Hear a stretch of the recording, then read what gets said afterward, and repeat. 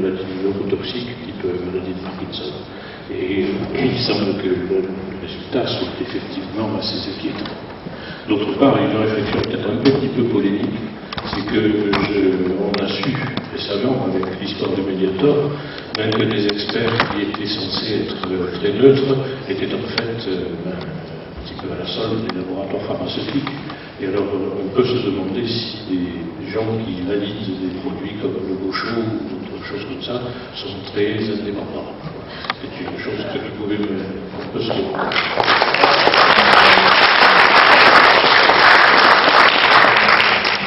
Je pense que, sur la scène, on ne peut pas répondre à cette question, désolé. Je pense que Madame Merle non plus ne sait pas les liens qu'il peut y avoir entre les membres de l'AFSA et les laboratoires. Je crois quand même à une certaine indépendance des gens qui font partie de l'ANSES, parce que ce serait vraiment très pessimiste comme vision. Et puis, c'est un groupe en fait, c'est pas non plus une personne qui va. Mais vous avez raison d'insister sur les effets toxiques qu'on peut attribuer à ces produits phytos. Ce ne sont pas des produits inoffensifs. Il est très très important de s'en passer quand on peut et de se protéger quand on est opérateur. Ça, c'est un point fondamental. C'est pour ça qu'il y a un 9e axe qui a vu le jour dans le plan phyto, parce qu'il semblait en fait qu'il manquait cet aspect-là qui était traité quand même, mais un peu diffus au sein des 9 axes du plan phyto. Et on a voulu, par ce 9e axe, de consacrer vraiment un point particulier de vigilance sur les effets sur les opérateurs. Dernière question. Je vais revenir sur un film que la région a financé sur la mort programmée des abeilles. Et au cours de ce documentaire fort intéressant, on peut constater que c'est le cocktail de tous les produits phyto qui tuent, on peut les appeler comme ça, qui font le résultat de ce bilan navrant actuel. Alors, Cruiser a été interdit en Allemagne alors qu'il dépend de Bayer. Voilà, en France, c'était à nouveau accepté. Grande question. Qu'est-ce que vous en pensez et qu'est-ce qu'il y a à faire? Parce que si on dénonce d'un côté et qu'on continue de l'autre, je ne vois pas le sens. Alors, je vous réponds très vite parce que l'on déborde peut-être un peu du cadre de cette journée. Simplement, sur les abeilles, c'est compliqué. Je ne dis pas ça pour me défausser, je dis simplement que, évidemment, les produits phytosanitaires, qui sont des insecticides, ont un impact sur l'ensemble de la faune et des insectes. Ça ne faut pas le nier, mais les abeilles, le problème est un peu plus compliqué dans la mesure où on a aussi des facteurs qui sont liés à l'environnement et à leur alimentation. On a peut-être perdu un peu en diversité également dans les cultures, dans l'offre alimentaire de l'abeille. On a également des problèmes sanitaires importants dans les ruchers. Il ne faut pas se voiler la face. Et on a aussi une population d'apiculteurs très très différente, avec des niveaux de savoir et de pratique qui sont aussi très différents. Donc le problème de mortalité des abeilles n'est pas à dissocier des pesticides, ça c'est sûr, c'est clair, mais c'est pas le seul problème à régler. Et concernant le Cruiser, pour terminer, le problème qu'il y a eu en Allemagne est un problème de contamination liée en fait à l'enrobage, à la technique d'enrobage de la semence, qui faisait que c'est une mauvaise technique, un mauvais enrobage qui permettait de libérer en fait dans l'atmosphère des poussières contenant l'insecticide. Ce processus n'est pas le même en France, et il y a des plans de surveillance et de contrôle sur les techniques d'enrobage des semences. Ça peut être un élément de réponse. Voilà, merci.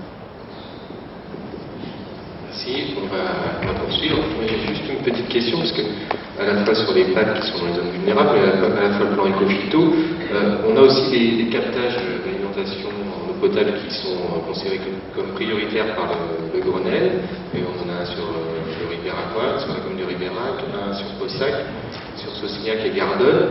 Est-ce qu'il y a des actions concrètes qui vont être menées pour les zones justement hors agricole, non agricoles autour de ces captages, ou est-ce que c'est l'initiative de chacun, c'est-à-dire donc voilà, je voudrais avoir une réponse là-dessus, parce que je pense qu'il y a peut-être des communes dans la salle qui sont concernées et que ça peut intéresser. Oui, effectivement, en Dordogne, a été défini des captages dits prioritaires, donc issus de la loi Grenelle. Gaëtan les a cités, donc c'est le captage de Ribérac, de Possac-Saint-Vivien et de Gardonne.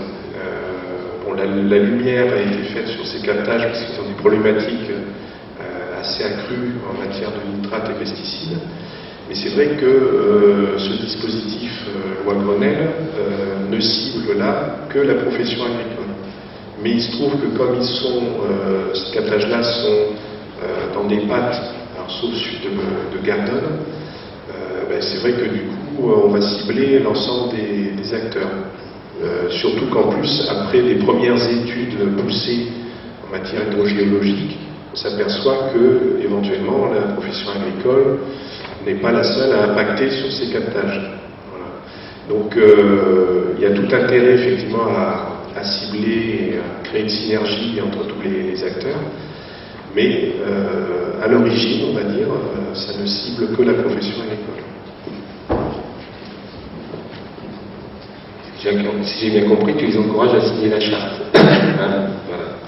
Celles qui ne sont pas dans le pacte, tu m'entends. Donc, on va enchaîner. Bon, je prends une dernière question, mais il faut vraiment que j'enchaîne. Hein, donc, c'est bien parce que c'est une dame. Merci. C'est Elisabeth Patria, chargée de l'environnement à la mairie de Périgueux. Sur les objectifs de la TRAF, vous aviez indiqué qu'il y avait informé les usagers des bonnes pratiques sur les risques santé et environnemental. Où est-ce qu'on trouve toutes ces données? Alors, là, côté documentation, il y a quand même pas mal de choses qui sont faites, notamment par la MSA, mais pas à destination des agriculteurs seulement. Donc, il y a un certain nombre d'informations que vous pourrez trouver là.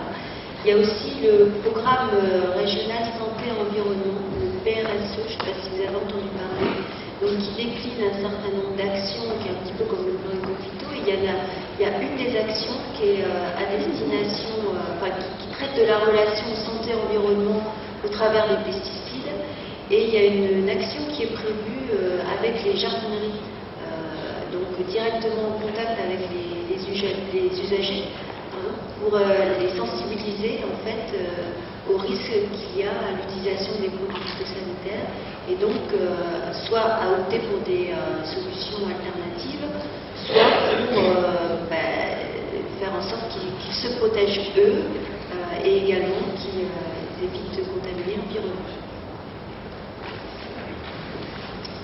Merci.